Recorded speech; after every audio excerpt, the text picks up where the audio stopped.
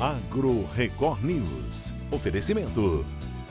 Bradesco, de ponta a ponta é com o Bradesco que o agro conta. Micro Essentials da Mosaic, NPS em grânulo único.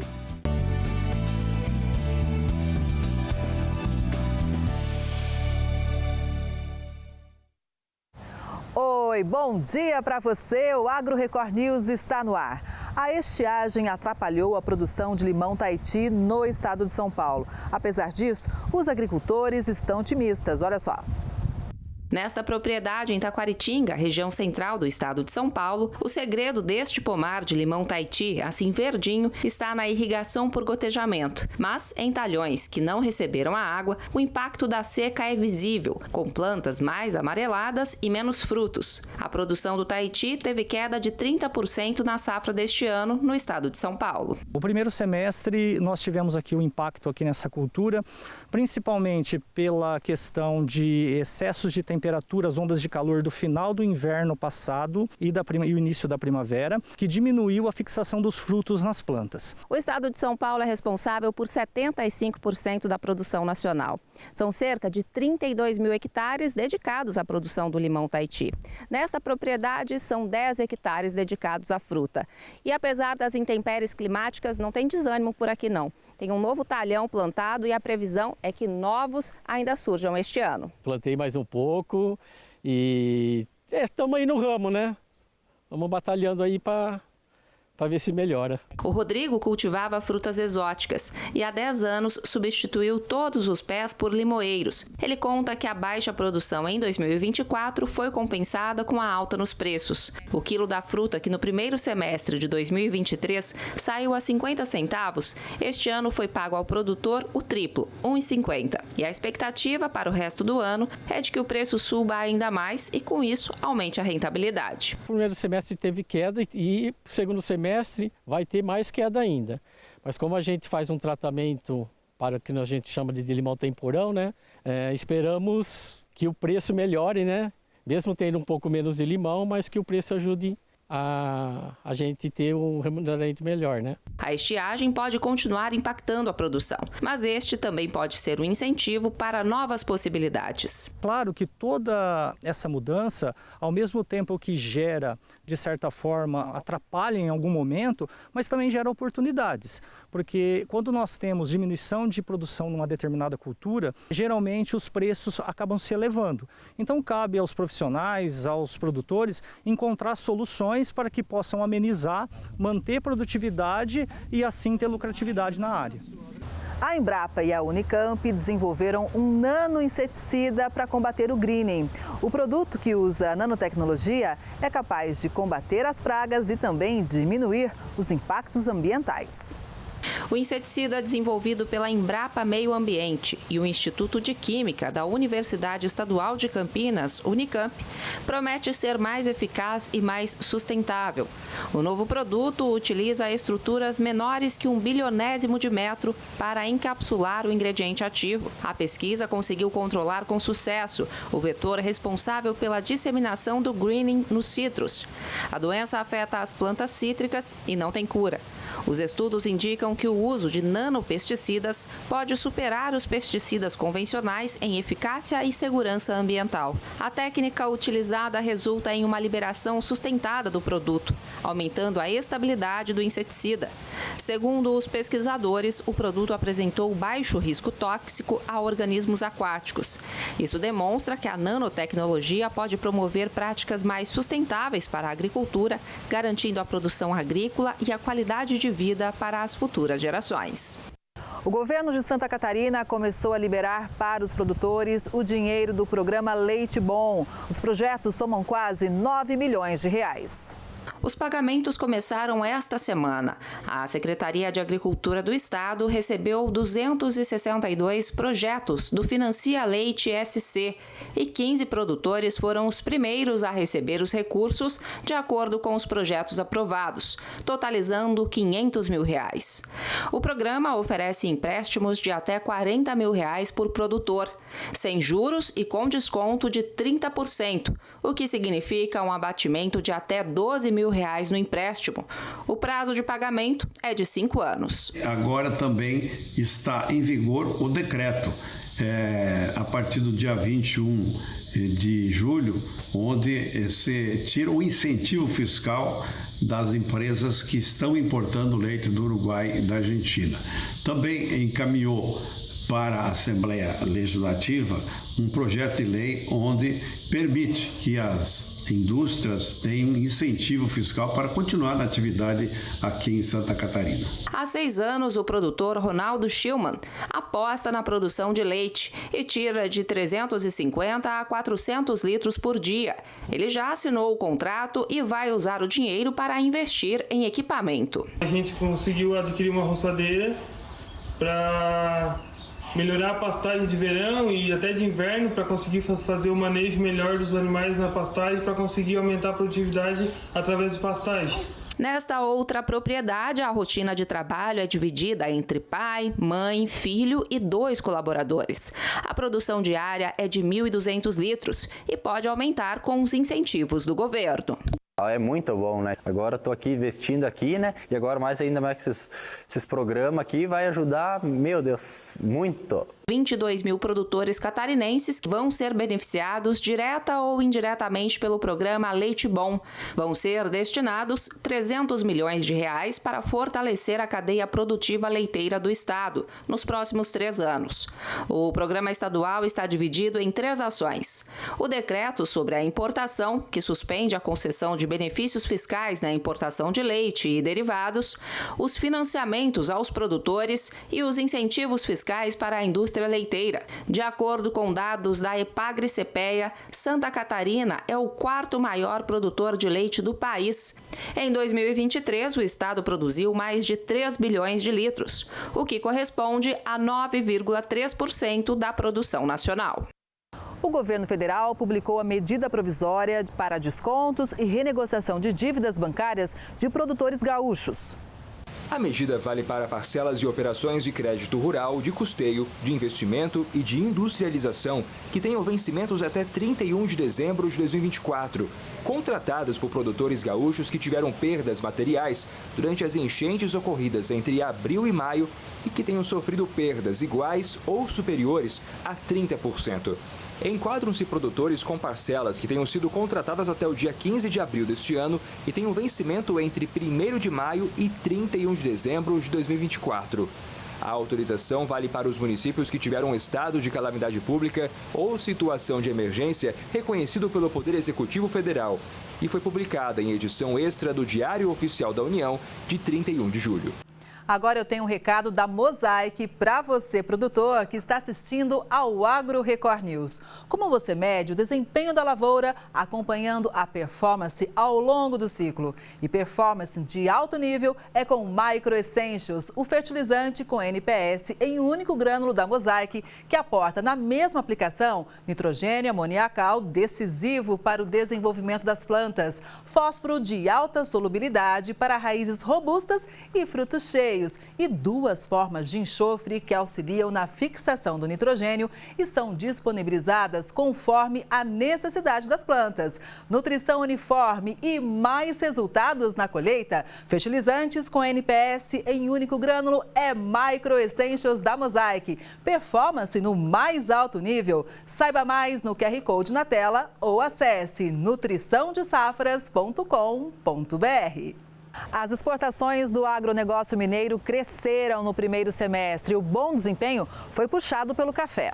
No primeiro semestre de 2024, as exportações do agronegócio mineiro somaram 8 bilhões e 200 milhões de dólares. Houve um crescimento de 14% no valor, um novo recorde para o período. Esse montante é 14% maior que o exportado no mesmo período do ano passado. Em questões de volumes, são mais de 9,1 milhões de toneladas, 14,5% a mais. Os produtos mineiros foram enviados para 160 países, com destaque para China, Estados Unidos, Alemanha, Bélgica e Itália. O resultado é puxado pelo crescimento da demanda pelo café. O produto é o carro-chefe das exportações, representando 42% das vendas.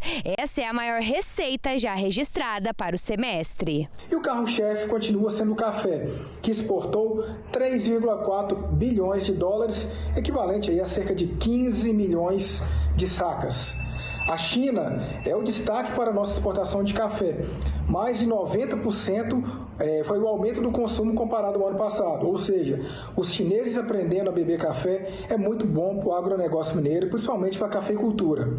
Sobre os outros setores, o complexo da soja registrou a receita de 2 bilhões e 200 milhões de dólares, com embarque de 5 milhões de toneladas. O setor registrou crescimento de 12% no volume e uma diminuição de 8% na receita. Já no complexo sucro-alcooleiro, houve um aumento de 40,5% no volume e queda de 28% na receita. Foram 946 milhões de dólares, com a exportação de 1,9 milhão de toneladas. Nas carnes, as vendas tiveram um crescimento de 12% no volume embarcado, registrando 228 mil toneladas.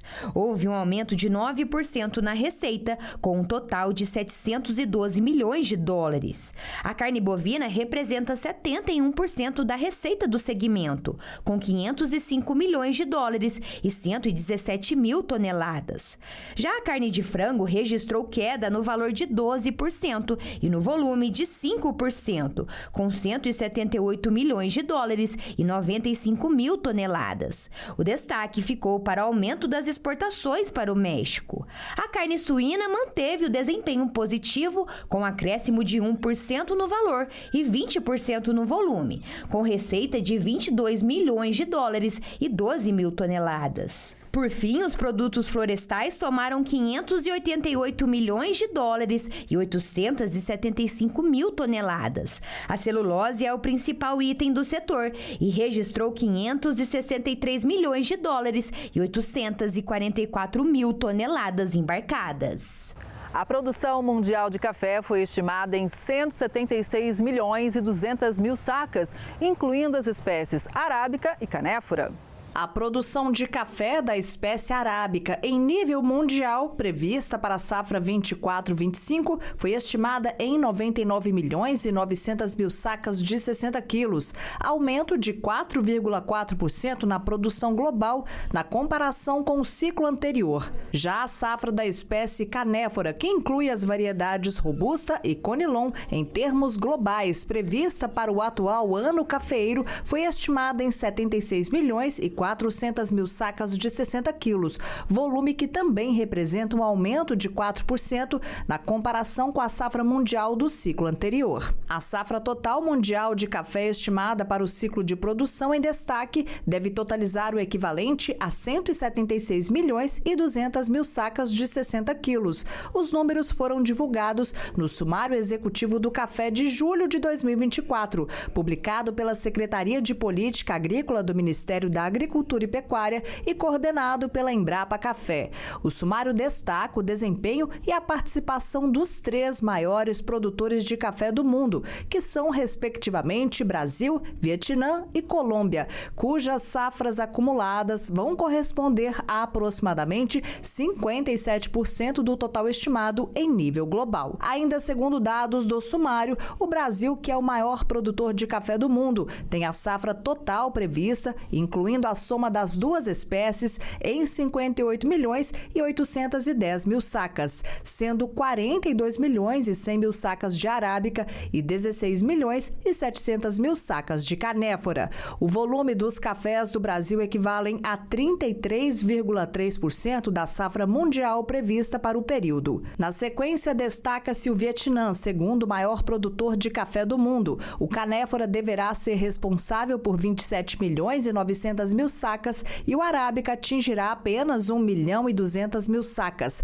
totalizando 29 milhões e 100 mil sacas, 16,5% da produção mundial. Já a Colômbia, que produz apenas a espécie arábica, teve a safra estimada em 12 milhões e 400 mil sacas, o que corresponde a 7% da safra mundial de cafés. Desenvolvido pela Embrapa Café, o Observatório do Café tem como objetivos principais coletar, analisar e disseminar dados estatísticos e informações sobre tendências de produção e consumo, além de identificar possíveis trajetórias e demandas para o processo de inovação, bem como divulgar resultados das pesquisas realizadas pelo consórcio Pesquisa Café. Minas Gerais está exportando o primeiro lote com certidão de conformidade para a União Europeia.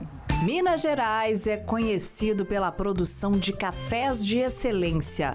Sul de Minas, Cerrado Mineiro, Matas de Minas, Mantiqueira, Sudoeste de Minas, citando apenas algumas regiões produtoras do grão.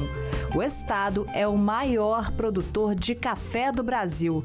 E sendo o Brasil o maior produtor de café do mundo, podemos dizer que Minas é o grande responsável pela produção mundial deste grão tão amado. Segundo a Secretaria de Estado de Agricultura do Estado de Minas Gerais, o café representou 42% das exportações do agronegócio mineiro nos primeiros 6 meses deste ano.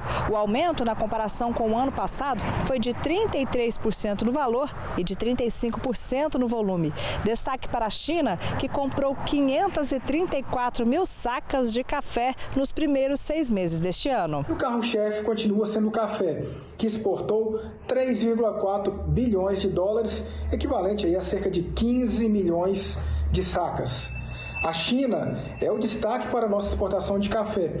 Mais de 90% foi o aumento do consumo comparado ao ano passado. Ou seja, os chineses aprendendo a beber café é muito bom para o agronegócio mineiro, principalmente para a cafeicultura. Agora, Minas Gerais está exportando o primeiro lote de café com certidão de conformidade para a União Europeia. Foram 320 sacas de 10 cafeicultores de municípios do sul de Minas embarcadas para a Irlanda. A venda pioneira é fruto de uma parceria entre o governo de Minas, a Universidade Federal de Minas Gerais e uma cooperativa do sul do estado. O estado de Minas e a universidade fizeram uma parceria e, através de uma plataforma Selo Verde, assim chamada, vai permitir com que os produtores possam ter acesso a essa plataforma de forma gratuita e assim obter a certidão, ou seja, o nada consta que nessa propriedade não há desmatamento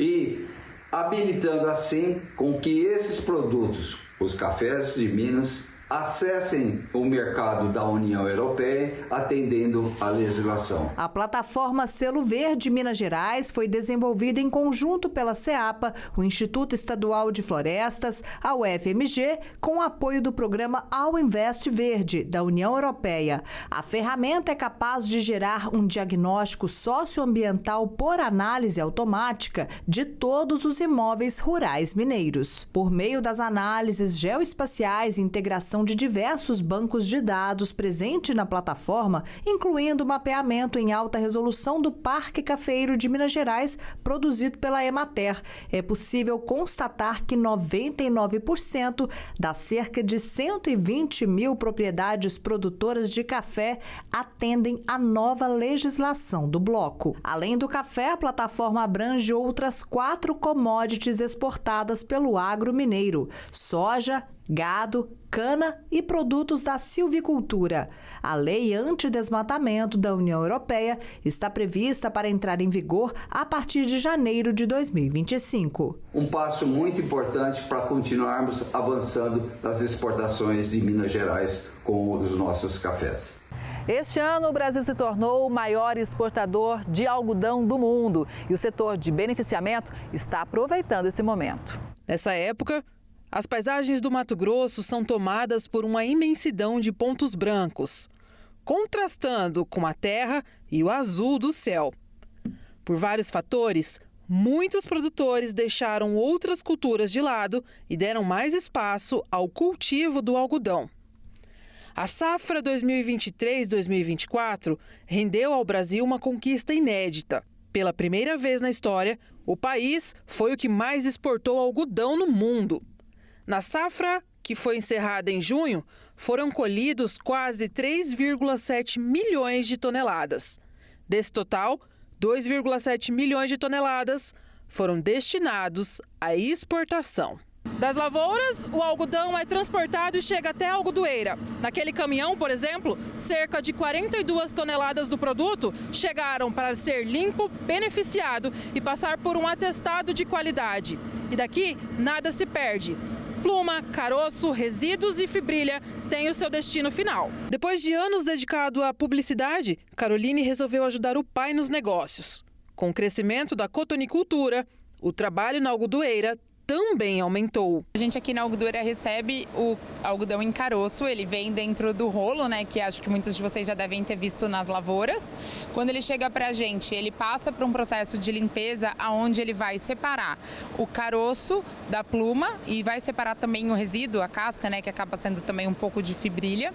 E o legal do algodão é que todos esses produtos são aproveitados, então não existe descarte de nada, tudo é reaproveitado, cada um dentro da sua indústria, cada um pro seu destino final. Além do beneficiamento, o controle de qualidade e armazenamento de todos os produtos são responsabilidades da algodoeira. Então a nossa responsabilidade é fazer toda essa limpeza do produto, garantir que a gente está entregando, né, o produto da melhor qualidade possível para o produtor, de acordo com a limpeza que está na nossa responsabilidade, e guardar tudo isso até que sejam vendidos e enviados tanto para o mercado interno quanto para o mercado externo. A produção aqui dentro, né, então, que envolve o beneficiamento, é dividido por produtores. Depois que ele foi beneficiado, ele é separado, cada produtor tem o seu canto aqui, porque não pode misturar, tanto na hora de passar pela máquina não pode misturar, quanto na hora que está aqui na sala de espera, que a gente chama, que está esperando a classificação para ir para o emblocamento, também não pode misturar. Então tudo fica bem separado, identificado por produtor, por qualidade, por variedade da semente, né? Tudo bem separado para não misturar nenhum contrato. Embora muitas pessoas não saibam, tudo no algodoeiro é aproveitado. Pluma para a confecção de tecidos, óleo para a produção de biodiesel e até o caroço. O caroço a gente usa, a gente vende para as esmagadoras, né, de caroço de algodão ou até para os confinamentos diretamente. O caroço ele é um alimento para o gado, ele é rico em proteína e fibra. Então, nas esmagadoras é extraído o óleo de algodão e desse resto do caroço, né, desse bagaço que fica, a gente faz a torta, que é uma mistura na ração animal e que está presente aí em vários confinamentos. Na safra, quase 200 empregos diretos são oferecidos. É o que frisa o gerente da algodoeira, com mais de 20 anos de experiência nessa área. Nesses 20 anos mudaram muita coisa, né? Em 2004, quando eu comecei com algodão, Deus é colheita, até o benefício, tinha um módulo. Hoje, com a modernidade, né? Então veio a agregar valores, né? Tanto na parte do beneficiamento e tanto também na colheita, né? Na parte da operação alterou muito, diminuiu a quantidade de funcionários. Na parte da indústria, não, manteve, certo? Porque o processo continua o mesmo. E o Brasil quer se aproximar ainda mais dos importadores de algodão. Por isso, a Abrapa convidou potenciais clientes para uma série de visitas em fazendas. Olha só. 23 representantes de indústrias têxteis de 8 países participaram das visitas que terminaram no final de semana. Fazendas de 3 estados, Mato Grosso, Goiás, Bahia, abriram as porteiras para mostrar todo o sistema de produção. Usinas de beneficiamento também estiveram no roteiro dos estrangeiros. O objetivo da missão é mostrar as principais etapas do ciclo produtivo do algodão brasileiro, desde o plantio até a rastreabilidade do produto, demonstrando que o país pratica uma produção responsável. Pela primeira vez na história, o Brasil superou os Estados Unidos como principal exportador global da pluma. No primeiro semestre, foram exportados quase 3 milhões de toneladas. Agora, olha essa notícia. A folha do pau de balsa, uma árvore nativa na Amazônia, pode substituir o mercúrio no garimpo de ouro. Já pensou se o mercúrio, metal tóxico utilizado no garimpo de ouro, fosse substituído por folhas de árvores? Isso pode se tornar possível através de uma pesquisa que vem sendo realizada há 2 anos, com a ajuda da FAPERO, na Universidade Federal de Rondônia, com pau de balsa, uma árvore nativa da Amazônia. Esse processo é um processo que já vem sendo feito empiricamente por grupos aqui da América do Sul, especialmente na Colômbia, que já usam isso há centenas de milhares de anos, que vai passando de pai para filho. Assim como uma planta é usada para fins como, por exemplo, o boldo, né, que se usa para tratamento digestivos e tal, que foi passando de pai para filho, essa espécie também veio sendo usada. A gente observou isso, começou a estudar isso, começou a fazer um levantamento científico, né, sobre essa espécie, e a gente viu que ela realmente tem um potencial muito interessante do ponto de vista de fazer essa separação. Eu acho interessante esse projeto porque demonstra que a gente está com vontade de ajudar a desenvolver novas técnicas para a apuração de ouro, para tentar eliminar o mercúrio no uso na mineração. O novo método de extração de ouro tem se destacado por sua eficácia, apresentando uma eficiência de 70%. Os resultados obtidos até agora têm sido positivos, sugerindo que o processo pode ser uma importante inovação na indústria. O plantio pode ser utilizado para a venda de madeira, por exemplo, e as folhas podem ser utilizadas no processo de separação do ouro. A árvore tem a vida curta e cresce muito rápido. Ela pode chegar a 20 ou a 25 metros de altura e ter até 1,2 metros de diâmetro.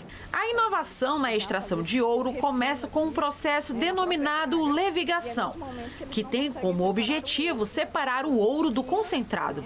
Tradicionalmente, essa etapa envolvia o uso de mercúrio. Agora, em vez de utilizar mercúrio, será usado o extrato da folha do pau de balsa. Esse método alternativo promove uma pré-limpeza, utilizando a água para remover as partículas mais leves. Em seguida, o extrato atua sobre as partículas restantes, facilitando o arraste das substâncias menos densas.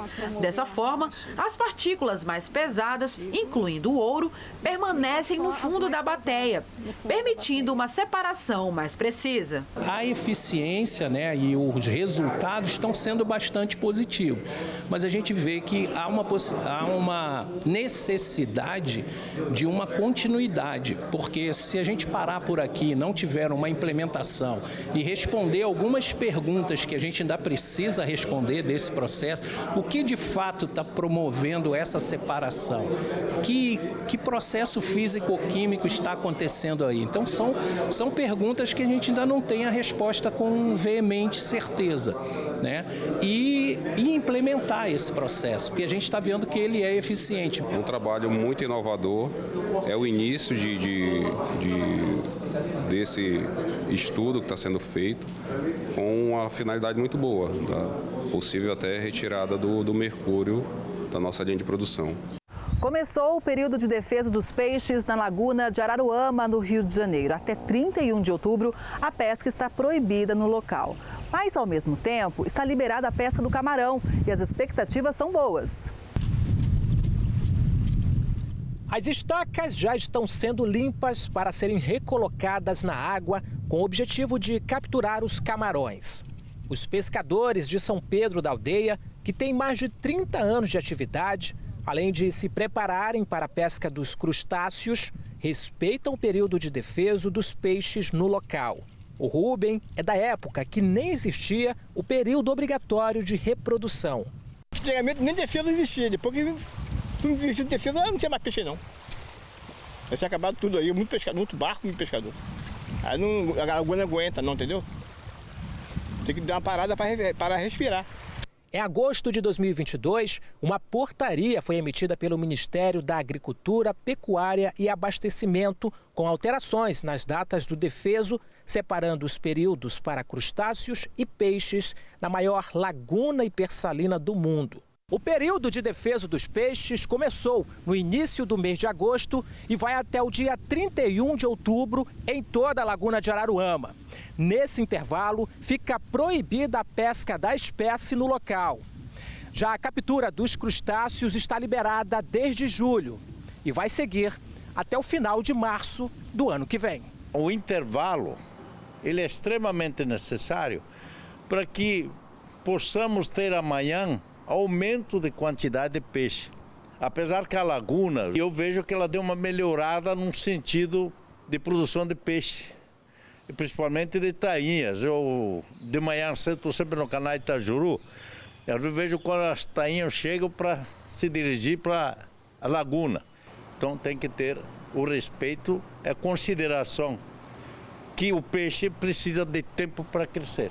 Estas estacas na água são do período de pesca dos peixes, principalmente a tainha. Agora o trabalho é de retirar da água, limpar a incrustação para pegar o camarão, a principal espécie marinha vendida na região dos lagos. Segundo o pescador, a pesca deste ano não foi tão produtiva quanto ao ano passado. Até que nós esperávamos mais peixe, esse ano não deu. Ano passado matamos o triplo do peixe ano passado. Todo mundo, os giganteiros todos, né? Esse ano foi mais... Deu para catar uma coisa ainda. A baixa reprodução dos pescados na laguna este ano teria um motivo em específico, segundo o ambientalista. As traineiras que vêm nas costas daqui, que vêm de fora, vêm de Santa Catarina, vêm de lá do Nordeste, a pesca predatória em torno das ilhas, isso reflete dentro da laguna. A eliminação do peixe é a gula, é a ganância, e cada vez em quando você vê peixe chegando jogado fora porque não interessa pelo tamanho, mas matam. Agora cabe aos pescadores o trabalho de captura somente dos crustáceos até o fim de março de 2025, que é o período permitido. Uma expectativa que alimenta as esperanças de uma boa pescaria para o pescador da região. Eu acho que vai ser melhor do que ano passado, ainda mais de gancho que fora. Lá dentro dá muito de Troia, mas aqui fora, na lagoa, aqui na área 3, não dá quase camarão, entendeu? Mas esse ano já apareceu aqui fora. Onde já teve gancho de 20 quilos, 20 e pouco aqui fora. Aqui. O pescador ele tem que pensar nisso. Se eu sacrificar, me precipitar em pescar, eu estou impedindo que amanhã possa pegar um peixe maior e atender minha clientela. Então, pense nas duas coisas. A gula, deixar de lado. Respeitar isso. Porque a gula estraga às vezes. E o dia da manhã será beneficiado com melhores quantidades de peixe. Agricultores familiares apostam no consórcio de culturas em Mato Grosso. As práticas sustentáveis garantem a variedade de culturas e também a conservação ambiental. Longe da cidade, com uma vida de qualidade. Assim é a rotina no campo. A agricultura familiar tem se destacado cada vez mais por meio de práticas sustentáveis, como o consórcio de frutas, que promove não apenas a diversificação da produção, mas também a preservação ambiental. Nesse tipo de sistema, diferentes culturas de frutas são plantadas juntas, no mesmo espaço, beneficiando-se mutuamente em termos de nutrientes do solo, controles de praga e uso eficiente da água. A agricultura familiar não implica somente na produção de alimentos, e sim na responsabilidade, sustentabilidade e qualidade dos produtos, como é o caso dessa propriedade de 9 hectares, que intercala a produção de bananas e mamão. Além disso, outras frutas entram no consórcio, como laranja e abacate, extraindo tudo o que a tecnologia pode ajudar para que esses alimentos cheguem na mesa do consumidor com qualidade. Elisandra, em conjunto com o esposo, administra a chácara, além de trabalhar incansavelmente nos afazeres do campo, dando exemplo e ensinando os filhos como lidar com a terra. Hoje, basicamente, a nossa família trabalhamos, com várias culturas, tanto com o mamão, a banana, o maracujá, trazendo inovações, manejos certos e corretos, para aumentar também a produção em uma pequena área de espaço, Em um pequeno espaço pode-se produzir muito, Além da banana? A banana, mamão, maracujá, o abacate, laranjas, limão, entre outras culturas também que trabalhamos. A agricultora conta que começou aos poucos, de acordo com a demanda da produção, viu a oportunidade de adquirir mais espaço para plantar mais mudas frutíferas. além de empregar mais pessoas. Iniciamos com 3 hectares há 3 anos atrás, né? Hoje estamos trabalhando basicamente a nossa família, né? Eu, meu esposo e meus filhos e mais 3 funcionários, né? Ativos, né? E mais 2 também na feira. Energia solar, conexão à internet e até um drone ajudam a família a melhorar e ampliar a produção sem afetar o meio ambiente. Tudo que hoje você fizer implantando a tecnologia evolui, né? Só basta fazer certinho. Temos irrigação, né? Fertirrigação, temos também a utilização do drone com a pulverização, né, das nossas culturas, temos também o manejo correto da adubação, tudo práticas sustentáveis. Temos também o cuidado, né, de preservar as nascentes, tanto também com o manejo das árvores, né, não desmatar, né? Então, porque isso é muito importante, né, ao longo prazo, né? Contudo, a produção tem crescido cada vez mais para atender a demanda de clientes exigentes, que já sabem a procedência e a qualidade de tudo que é produzido pela família de agricultores. Tudo que produzimos hoje conseguimos escoar, né? E com certeza se produzirmos mais, a demanda sempre vai aumentar, né? Que a agricultura familiar é isso, né? Uma hora tá lá em cima, outra hora tá lá embaixo, mas tudo fazendo certinho evolui também. Fornecemos também na merenda escolar, em Sorriso, Vera, também atendemos na feira, né? Somos feirantes e a nossa demanda atende ao cliente lá na ponta. E sempre quando eu venho aqui, as frutas é bem fresquinha, de boa qualidade, principalmente o mamão. Eu sempre pego aqui, é bem docinho, é uma massa bem gostosa de comer. A gente sente que é uma fruta bem fresca, a qualidade é excelente mesmo.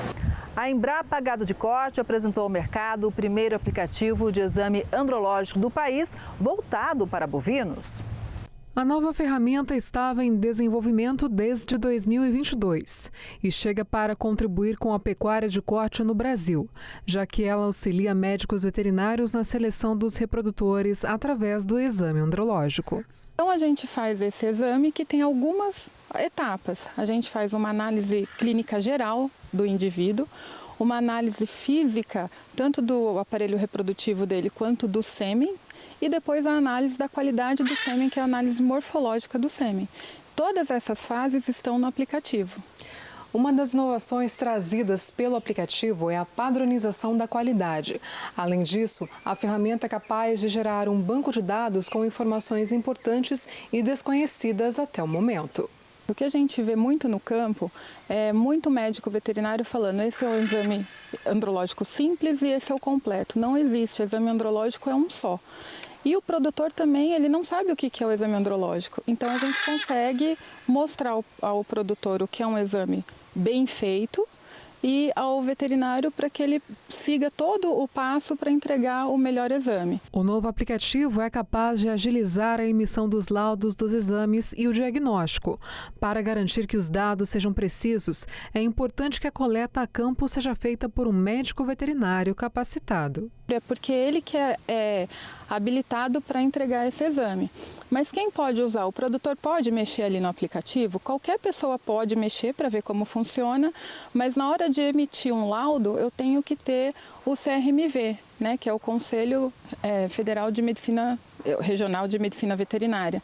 E por que isso? Porque a Embrapa, ela se respalda de quem vai entregar esse laudo é um médico veterinário, mas todo mundo pode mexer no aplicativo.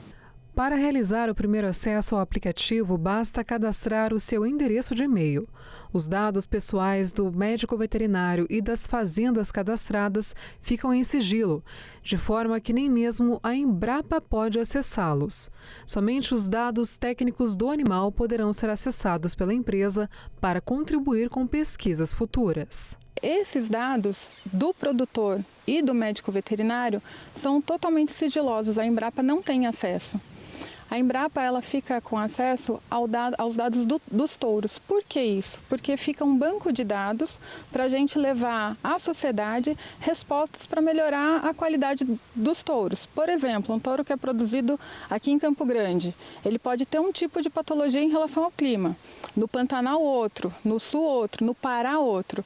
E a gente não tem estudos que mostrem isso. Isso é uma inovação também, porque se a gente for perguntar quantos exames andrológicos são feitos no Brasil, não tem onde encontrar. E a gente tendo esse banco de dados, a gente vai ter um banco de dados para ter maiores informações e demandas de pesquisas. Realizar o exame andrológico nos bovinos machos que estão em idade reprodutiva é extremamente importante, pois um animal com problemas reprodutivos pode trazer sérios prejuízos. A pesquisadora explica ainda quando é o momento ideal para fazer esta avaliação. É antes de uma estação de monta, por exemplo, que é quando esses touros vão ser utilizados na parte de reprodução. Então a gente vê um potencial reprodutivo desse animal. Sempre que eu vou comercializar esse animal, então, por exemplo, época de leilões agora, todos os animais já foram, né? Os animais que entram em leilão têm que ter o exame andrológico. E também nos centros de coleta de processamento de sêmen, que são as centrais, toda vez que a gente pega um animal para coletar o sêmen dele, a gente faz o exame andrológico. E a Embrapa Agrosilvipastoril terminou o experimento sobre a integração lavoura-pecuária-floresta mais antigo do país. Depois de mais de uma década de pesquisa, a equipe da Embrapa Agrosilvipastoril trouxe os primeiros resultados dos estudos para o plantio de árvores em sistemas de integração. A pesquisa utilizou o eucalipto, já que a espécie tem um rápido crescimento, além de técnicas silviculturais desenvolvidas para múltiplos usos. Aqui foram testados os sistemas pecuária e floresta, lavoura e floresta e lavoura-pecuária-floresta. O sistema de produção lavoura-floresta mescla atividades agrícolas e florestais, enquanto o de pecuária-floresta concilia a produção animal com o manejo florestal. Já o ILPF alia as três atividades em uma área determinada. A pesquisa acompanhou todo o desenvolvimento das árvores e as operações de manejo, além dos dados de crescimento, acúmulo de biomassa e carbono, entre outros. Ao longo dos 12 anos, os sistemas integrados produziram entre 87 e 114 metros cúbicos de madeira por hectare. No entanto, quanto mais árvores, maior o impacto sobre a produção de grãos e forragem dentro do sistema produtivo. Minha linha de trabalho dentro do sistema, justamente o foco é o componente florestal. Então a árvore dentro do sistema aí, ela leva algumas vantagens em termos de crescimento. Nós estamos cultivando como se fossem árvores de bordadura. Então, no primeiro ciclo de avaliação lá de 4 anos, sem o manejo das árvores, nós tínhamos uma redução da produção de grãos, redução da produção de soja, principalmente a produção de milho, e isso também estava afetando negativamente a própria pecuária. Então, nós fizemos uma primeira intervenção. Então, esses renques que foram implantados inicialmente, renques triplos, a cada 30 metros, eles foram convertidos em linhas simples, em um dos tratamentos, e aí foi o tratamento que expressou o maior ganho na pecuária, por exemplo, em função da interação entre as árvores, a lavoura e o componente pecuário. De acordo com o pesquisador, nos animais esse tratamento possibilitou uma produtividade de mais de 35 arrobas por hectare ao ano, chegando a registrar até mesmo 42 arrobas por hectare, superando a média do estado de Mato Grosso e do Brasil. Os sistemas agroflorestais são um grande aliado na produção animal. Do ponto de vista em termos de desempenho animal, dos indicadores reprodutivos, quando eu tenho uma densidade um pouco maior de sombra, é onde eu tenho os maiores ganhos. E a partir desses resultados que foram gerados ao longo desses 12 anos, foi estabelecido até um sistema de produção, o sistema PPS, que é a pecuária precoce, produtiva e sustentável.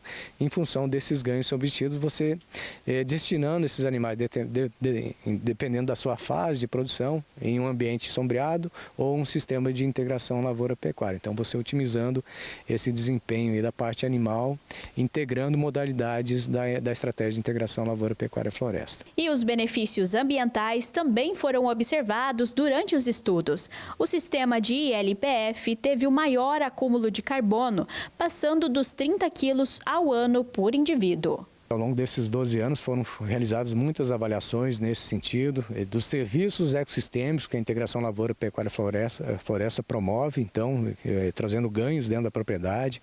Então, a própria integração, o simples fato do produtor fazer uma integração lavoura-pecuária já traz uma série de ganhos, resultados de pesquisa mostrando o efeito da braquiária, favorecendo a construção de perfil do solo, favorecendo a incorporação do carbono em profundidade, trazendo uma série de ganhos. E do ponto de vista do carbono, da mitigação das emissões de ganho dos gases de efeito estufa, eu tenho um efeito adicional disso da árvore, mitigando parte dessas emissões. O próximo passo da pesquisa é avaliar os impactos dos sistemas de integração a longo prazo. O foco é continuarmos as avaliações e vermos qual que é o impacto desses sistemas a médio e longo prazo. Então, quando nós estivermos aqui com 30, 40 anos mantendo sistemas de integração lavoura, pecuária e floresta, como que vai estar a dinâmica em termos de estoques de carbono no solo e uma série de outras variáveis importantes a serem mensuradas ao longo do tempo. A gente sabe que quando a gente tem, por exemplo, a presença de árvores, elas contribuem para aumentar a taxa de infiltração de água, reduzir a perda por escorrimento superficial.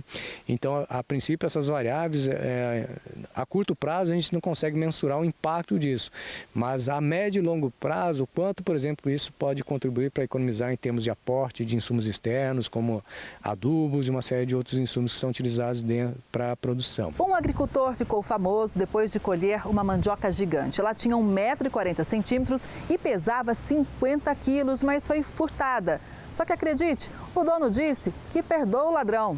Seu Agostinho de Moraes tem 93 anos. Desde menino, ele é apaixonado por agricultura. Até os 30 anos, trabalhou na roça.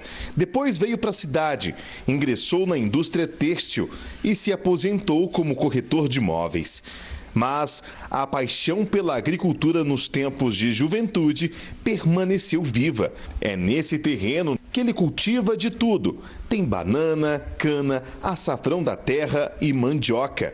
Outro dia, caminhando pela pequena plantação, ele resolveu colher uma mandioca. O que ele não imaginava é que o alimento seria tão grande. Deu trabalho para tirar o mandiocão da terra. Essa colheita, o São João foi arrancar o pé de mandioca e descobriu que a mandioca era muito grande, então foi limpando com muito cuidado até arrancar ela. Eu falei, desse tamanho compensa eu levar na imprensa para mostrar para a população. O seu Agostinho, na inocência, colocou a mandioca em exposição na porta de casa. E 2 homens acabaram levando o mandiocão. Só que a notícia boa é que o seu Agostinho não se importou, inclusive perdoou as pessoas que levaram o mandiocão, né, seu Agostinho? Isso, exatamente. Está lá fora para jogar fora, né? Eles pensaram isso, né? Então vamos levar, porque limpa o local, né? Então você não considera como furto, não? Não considero como furto, não. Essa não é a primeira vez que o idoso colhe uma mandioca gigante. Ele já chegou a encontrar raízes de 23 quilos no local. De acordo com esse especialista, a mandioca pode ter crescido muito por causa da boa qualidade do solo e também pelo tempo em que ficou plantada. Ela foi plantada há 3 anos atrás, né? E aí quanto mais tempo, né, ela ficaria no solo, maior seria a possibilidade dela crescer. O que sobrou do mandiocão foram apenas os galhos do pé. O idoso disse que vai plantar os galhos, conhecido como manículas, e esperar por um novo mandiocão. Vai plantar, tem que continuar plantando, né? Uma criação de animais tem chamado muita atenção. A família tem se dedicado à versão mini de algumas raças e o negócio é bem rentável. Após um acidente que mudou sua vida, João Paulo embarcou numa jornada de recuperação na cidade grande, em São Paulo. Longe da fazenda onde cresceu e da rotina rural que era acostumado, a saudade era constante. Criado entre animais, ele sentia falta da simplicidade e da conexão única que compartilhava com cada um deles. Em 2011, João Paulo comprou seu primeiro mini cavalo, a Lady, em São Paulo. Foi onde começou a paixão pela criação de mini animais e rapidamente se espalhou por toda a sua família. Em uma jornada de 6 dias ao lado de seus animais de estimação, a vida de João Paulo tomou um novo rumo. Mas uma diferença é notável. Como os animais são bem dóceis, o tratamento também é mais dedicado. Aqui, todos os mini bovinos e mini cavalos são tratados pelo nome. Como eu sou advogado, eu comecei a colocar o nome dos meus animais ligados à lei, né? Então eu tenho ali a promotora, que é uma mini vaca. Esse bezerro aqui, eu botei ele de artigo 47. Aquele bezerro, eu coloquei de Robson, é até curioso. Por que eu coloquei ele de Robson? É um cliente meu. Por 9 horas da noite o cara tava me ligando e ele tava nascendo. Então eu falando com o cliente, a minha mulher me gritando que ele tava nascendo. Eu falei, mano, eu vou colocar o nome do boi teu, como é que tu pode me ligar 9 horas da noite, né? Então eu tenho ali a delegada, tá? Eu tenho os bois, né? Um é bandido, o outro é xerife e assim vai. Para João Paulo, criar mini animais vai muito além da fofura e do carinho. Enquanto crescia na fazenda, ele aprendeu na prática os desafios únicos que vêm com esses companheiros de tamanho reduzido. É um equilíbrio delicado entre cuidados especiais e dedicação constante. Os mini bois e as mini vacas foram uma criação de um homem geneticamente preparado. Então, a gente perde muito, né? Abortam, né? Tem uma grande dificuldade com isso. E por eles serem pequenos, o criador ele tem que ter cercas bem reforçadas, né? Ou então colocar o choque, porque eles dão muito trabalho. Então, os desafios são esses, que a gente perde muitos animais e tem que ter uma propriedade muito bem cercada. A mini-vaca consome em torno de 10% do seu peso e a alimentação pode ser pastagem ou ração. E se engana quem acha que esses animais de pequeno porte têm também pequena produtividade. As mini-vacas, por exemplo, produzem leite a quantidade semelhante de animais de grande porte. Criar mini-animais pode ser uma experiência gratificante e enriquecedora, mas requer cuidados especiais para garantir o bem-estar desses pequenos companheiros. Além disso, cuidar desses animais trouxe benefícios para a saúde mental e emocional de João Paulo. O pessoal fala assim, olha, ele mexe com animais, mas eu mexo assim também para aliviar um estresse, é uma válvula de escape que eu tinha, até porque eu fui criado com isso, né? Então assim, tem que gostar, dá trabalho, você tem que se dedicar, são filhos, né? E eles são diferentes, porque por serem minis você tem que ter um carinho maior com eles, né? Hoje nós temos muitas crianças autistas, né? Então é um benefício muito grande. Então assim, os pais que têm condição de ter um cavalo desse na baia para um filho autista é maravilhoso. E é o que eu falo, o custo dele é o custo de um cachorro. João opta por métodos naturais, selecionando produtores com base em suas características físicas e comportamentais, para promover cruzamentos que maximizem as qualidades desejadas. Eu tenho aqui os mini bois e eu tenho o Jesse, né? Então assim, eu procuro melhorar, mas não com sêmen, né? Inseminação. Eu procuro melhorar assim, compro uma coisa. Aquele animal, a mãe dele veio de São Paulo, né? Então ele nasceu aqui, é um produtor leiteiro da raça Jesse. Ele vai cruzar com a mini vaca e vai me dar, né, um mini Jesse. A produção de vinho é importante para a economia de Santa Catarina. Só Tangará, no meio-oeste do estado, produziu quase 5 toneladas de uva em 2023. E a região tem até um museu que conta a história da imigração italiana e também do vinho. Seja no cultivo da uva e dos parreirais, ou na produção dos mais diversos tipos de vinho. Em Tangará, no meio-oeste, essa é a rotina de muitas famílias.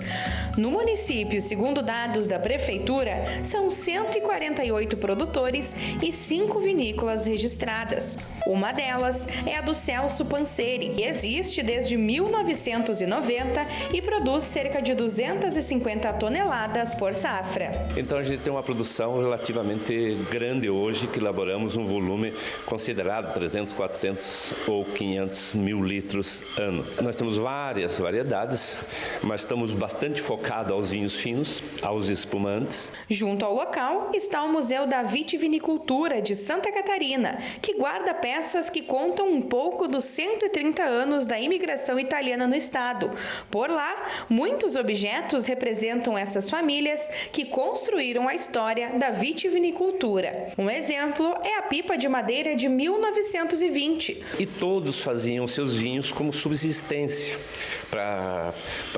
além de comercializar alguma coisa, para o consumo próprio também. Era uma das atividades principais que tinha nessa região. Tangará tem aproximadamente 485 hectares de uva, sendo o maior município produtor em Santa Catarina. São aproximadamente 10 mil toneladas por safra. Outro produtor de vinho do município é o Vilmar. É ao lado da família que ele resgata todos os dias a cultura trazida pelos seus antepassados. Na propriedade são 11 hectares plantados e cerca de 10 variedades de uva. Como a produção era grande, a gente acabou instalando a indústria aqui para agregar um pouco mais de valor, né? E divulgar nossos produtos. Hoje a gente está, tendo nosso produto no país inteiro, né? Na safra do ano passado, foram produzidas somente 4.500 toneladas, enquanto que em 2022 foram cerca de 10 mil. Neste ano, porém, é esperada uma melhora na produção. Viemos de um ano cheio de desafios, a safra passada, com alguns problemas climáticos, mas essa safra, com a ocorrência desse evento Laninha, a gente tem uma expectativa de boas produtividades e também qualidades de uva melhores. E nem só de vinho se vive em Tangará. Os sucos integrais também fazem parte da vida de muitos produtores. Um deles é o Ivanor. Por lá, são produzidos cerca de 60 a 70 mil litros por ano nos 3 hectares da propriedade. Os sucos são feitos com a uva Bordeaux e Isabel. Estamos fazendo mais qualidade e menos quantidade, né? Porque o mercado hoje está cheio no mercado e a gente tem que vender qualidade.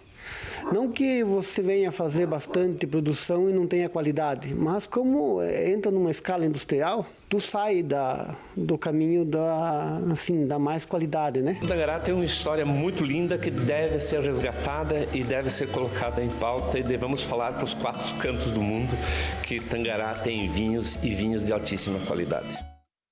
Eu sempre acho que passa rápido. O Agro Record News de hoje fica por aqui. Muito obrigada pela sua audiência e a gente se vê no próximo programa. Até lá!